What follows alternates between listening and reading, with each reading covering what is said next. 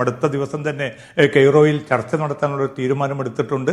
ആ ചർച്ചയുമായിട്ട് തങ്ങൾ മുന്നോട്ട് പോകുമെന്ന് മധ്യസ്ഥ രാജ്യങ്ങളും അതോടൊപ്പം തന്നെ ഇസ്രായേൽ സംഘത്തെ അയക്കുമെന്ന് ഇസ്രായേൽ നേതൃത്വവും അറിയിച്ചിട്ടുണ്ട്. പക്ഷെ അതിലപ്പുറം ഏതെങ്കിലും ഒരു മൂർത്തമായിട്ടുള്ള ഒരു പരിഹാരത്തിലേക്ക് അല്ലെങ്കിൽ വെടിനിർത്തൽ യാഥാർത്ഥ്യമാവുന്ന ഒരു സൂചന ഇപ്പോൾ പോലും പ്രകടമല്ല എന്ന കാര്യം വ്യക്തമാണ്. കാരണം ഇന്ന് നെതന്യാഹു നടത്തിയിരിക്കുന്ന പ്രതികരണത്തിൽ അദ്ദേഹം വ്യക്തമാക്കുന്നത് പുറത്തു നിന്നുള്ള ഒരു സമ്മർദ്ദത്തെയും തൻ്റെ രാജ്യം വകവെക്കുകയില്ല, തങ്ങളുടെ ലക്ഷ്യങ്ങളുമായിട്ട് മുന്നോട്ട് പോകും. ആ ലക്ഷ്യത്തിൽ ഏറ്റവും പ്രധാനപ്പെട്ടത് ഈ ആക്രമണം നടത്തിക്കൊണ്ട് ഈ ഹമാസിൻ്റെ സൈനിക ശേഷി പൂർണ്ണമായിട്ടും അമർച്ച ചെയ്യുക എന്നതാണ്. അതായത് തങ്ങളുടെ ഇതുവരെയുള്ള പ്രഖ്യാപിത നിലപാടിൽ ഒരു മാറ്റവുമില്ല എന്ന ഒരു നിലപാട് തന്നെയാണ് വളരെ ശക്തമായിട്ടുള്ള ജനകീയ പ്രക്ഷോഭം തുടരുന്നതിൻ്റെ ഘട്ടത്തിൽ പോലും നെതന്യാഹു വ്യക്തമാക്കുന്നത്. അപ്പോൾ നേരത്തെ പാരീസിൽ നടന്ന ചർച്ചകൾ, ഈജിപ്തിലെ കൈറോയിൽ നടന്ന ചർച്ചകൾ, ഖത്തറിലെ ദോഹയിൽ നടന്ന ചർച്ചകൾ, ഇതൊക്കെയും അട്ടിമറിച്ചത് നെതന്യാഹുവിൻ്റെ ഈ ഒരു കടുംപിടുത്തം തന്നെയായിരുന്നു. ഇനിയും അതാണ് തുടരാൻ പോകുന്നത്. അതെല്ലാം അമേരിക്ക ഇടപെട്ടുകൊണ്ട് നെതന്യാഹുവിനെ ഈ വെടിനിർത്തൽ കരാറിൽ ഒപ്പിടുവിപ്പിക്കാൻ ശക്തമായിട്ടുള്ള ഒരു സമ്മർദ്ദം ഉണ്ടാകുമോ എന്ന ഏറ്റവും സുപ്രധാനമായിട്ടുള്ള ഒരു ചോദ്യം നാളെ നടക്കുന്ന ചർച്ചയിലൂടെ മാത്രമായിരിക്കും അതിന് ഉത്തരം കിട്ടുക. ഏതായാലും അതുമായി ബന്ധപ്പെട്ട അമേരിക്കയുടെ പ്രതികരണം ഏറ്റവും അവസാനം പുറത്തു വന്നത് ചർച്ച അതിൻ്റെ ശരിയായിട്ടുള്ള ദിശയിൽ തന്നെയാണ് മുന്നോട്ട് പോകുന്നത് എന്നാണ്. പക്ഷേ ഹമാസ് തങ്ങളുടെ പ്രഖ്യാപിത നിലപാടിൽ ഒരു മാറ്റവും ഉണ്ടാവില്ല എന്ന് വ്യക്തമാക്കിയിട്ടുണ്ട്. ഹമാസ് ഒരു സമ്പൂർണ്ണ വെടിനിർത്തലാണ് ഉദ്ദേശിക്കുന്നത്. പക്ഷേ ഇസ്രായേലിന്റെ ഭാഗത്തു നിന്ന് ഞായറാഴ്ചകളിൽ മാത്രം എന്തൊക്കെയുള്ള തീരുമാനങ്ങൾ, ഇതിൽ എന്തെങ്കിലും ഇടപെടലിലൂടെ അമേരിക്കയുടെ ഇടപെടൽ ഏത് തരത്തിലായിരിക്കും, എന്ത് തീരുമാനത്തിനുള്ളൊരു സാധ്യതയാണ് ഇപ്പോൾ കാണുന്നത്?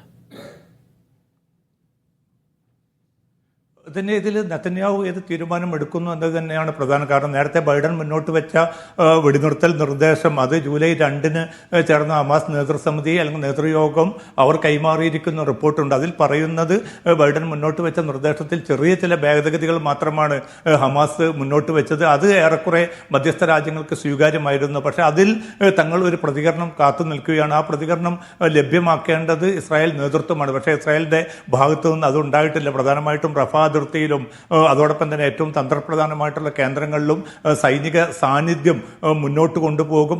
അവിടെ നിന്ന് പിൻവാങ്ങുന്ന പ്രശ്നം ഉദിക്കുന്നില്ല. അതോടൊപ്പം തന്നെ ഈ ആറാഴ്ചക്കാലത്തേക്കുള്ള ഈ വെടിനിർത്തൽ സമാപിക്കുന്ന ഉടൻ തന്നെ വീണ്ടും ആക്രമണം തുടരും. അതിനുള്ള അനുമതി അമേരിക്ക തരണമെന്ന ഒരു നിലപാടാണ് നെതന്യാഹു കൈക്കൊണ്ടിരിക്കുന്നത്. അതേസമയം രാജ്യത്തെ പ്രതിപക്ഷ നേതാവ് യായർ ലാപ്പിഡ് അതോടൊപ്പം തന്നെ മുൻമന്ത്രി ബെന്നി ഗാൻസ് ഉൾപ്പെടെയുള്ളവർ വ്യക്തമാക്കുന്നത് 115-ലധികം വരുന്ന ബന്ദികളുടെ മോചനത്തിന് ഈ ഘട്ടത്തിൽ പൂർണ്ണമായിട്ടുള്ള ഒരു കരാറിലേക്ക് തന്നെ നീങ്ങേണ്ടതുണ്ട്. ഇനിയും കരാർ നീളുകയാണെങ്കിൽ സ്വാഭാവികമായിട്ടും ഈ 100-ലധികം വരുന്ന ബന്ദികൾ കൊല്ലപ്പെടാനുള്ള വലിയ സാധ്യതയുണ്ട്. അതുകൊണ്ട് ഒന്നുകിൽ കരാറുമായിട്ട് മുന്നോട്ട് പോവുക, അതല്ലെങ്കിൽ കൂടുതൽ അരക്ഷിതമായിട്ടുള്ള കൂടുതൽ കലുഷിതമായിട്ടുള്ള അവസ്ഥയിലേക്ക് ഈ മേഖലയെ കൊണ്ടുചെന്നെത്തിക്കുക എന്നത് മാത്രമാണ് നെതന്യാഹുവിന് മുമ്പാകെയുള്ള ഏക ചോയ്സ്. പക്ഷെ അതിൽ നെതന്യാഹു ഭരണകൂടം ഏത് തെരഞ്ഞെടുക്കും എന്നതാണ് ഏറ്റവും പ്രധാനപ്പെട്ട ചോദ്യം. അതാണ് ഞാൻ നേരത്തെ സൂചിപ്പിച്ചത് പോലെ ആന്റണി ബ്ലിങ്കൻ നാളെ നടത്തുന്ന ചർച്ച വളരെ നിർണായകമായിരിക്കും. ബൈഡൻ വ്യക്തിപരമായി തന്നെ ഈ ഒരു കരാറുമായി ബന്ധപ്പെട്ട്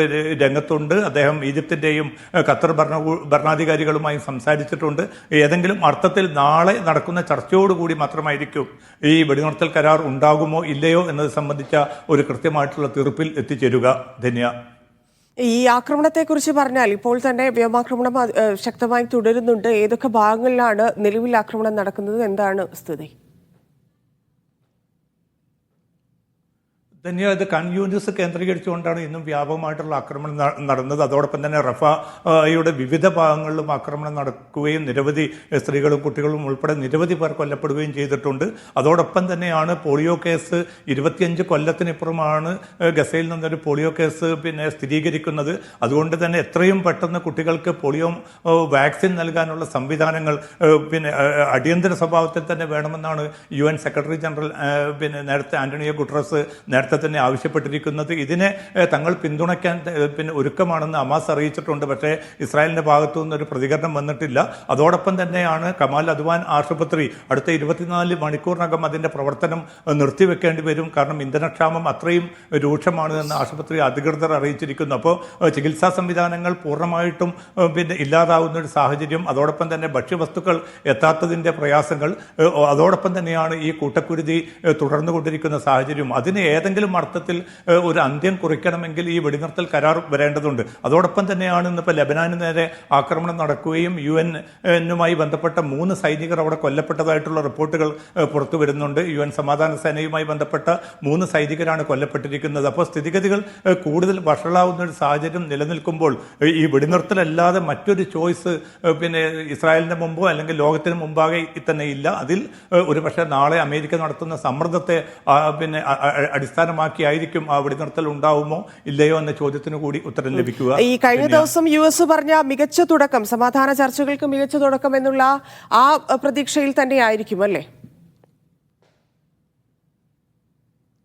അതിൻ്റെ തീർച്ചയായിട്ടും ഇപ്പോൾ മധ്യസ്ഥ രാജ്യങ്ങളൊക്കെ തന്നെ ആ പ്രതീക്ഷ കൈവിട്ടിട്ടില്ല. പക്ഷേ ദോഹയിൽ നടന്ന 2 ദിവസ ചർച്ചയിൽ പോലും ഹമാസ് നേതൃത്വം പങ്കെടുത്തിട്ടില്ല. ഇനി കെയ്റോയിൽ നടക്കുന്ന ചർച്ചയിലും ഹമാസിൻ്റെ സാന്നിധ്യം ഉണ്ടാവാൻ സാധ്യത കുറവാണ്. അതല്ല എങ്കിൽ ജൂലൈ 2-ന് അവർ സമർപ്പിച്ചിരിക്കുന്ന നിർദ്ദേശം സംബന്ധിച്ച ഒരു കൃത്യമായിട്ടുള്ളൊരു പ്രതികരണം ഹമാസിന് ലഭിക്കുകയാണെങ്കിൽ അവർ അടിയന്തരമായിട്ട് യോഗം ചേർന്നുകൊണ്ട് തങ്ങളുടേതായിട്ടുള്ള ഒരു പ്രതികരണം അറിയിക്കുമെന്നാണ് ഇപ്പോൾ വ്യക്തമാക്കിയിരിക്കുന്നത്. അപ്പോൾ ഇസ്രായേൽ പിന്നെ ഈ ആക്രമണം അവസാനിപ്പിക്കുകയും അവിടെ നിന്ന് ഗസയിൽ നിന്ന് പൂർണ്ണമായിട്ട് പിൻവാങ്ങുകയും ചെയ്യുന്ന ഒരു സാഹചര്യം വരികയാണെങ്കിൽ മാത്രമായിരിക്കും ഈ വെടിനിർത്തൽ കരാർ നിലവിൽ വരാൻ പോകുന്നത്. അതല്ലാത്ത പക്ഷം അമേരിക്ക നിരന്തരം പറഞ്ഞുകൊണ്ടിരിക്കുന്നത് ഈ ചർച്ച ശരിയായ ദിശയിലാണ് പോകുന്നത്, വലിയ പുരോഗതിയുണ്ട്, ഈ അടുത്ത ആഴ്ച തന്നെ കരാർ യാഥാർത്ഥ്യമാകുമെന്ന് ബൈഡൻ ഉൾപ്പെടെയുള്ള അമേരിക്കൻ നേതൃത്വം വ്യക്തമാക്കുന്നുണ്ട്. എങ്കിൽ പോലും താഴെത്തട്ടിലേക്ക് അല്ലെങ്കിൽ നെതന്യാഹുവിൻ്റെ പിന്നെ ഒരു തീരുമാനത്തെ ആശ്രയിച്ച് നിൽക്കുകയാണ് ഈ കരാറിൻ്റെ ഭാവി എന്നതാണ് ഈ ഘട്ടത്തിലും പിന്നെ ഏറ്റവും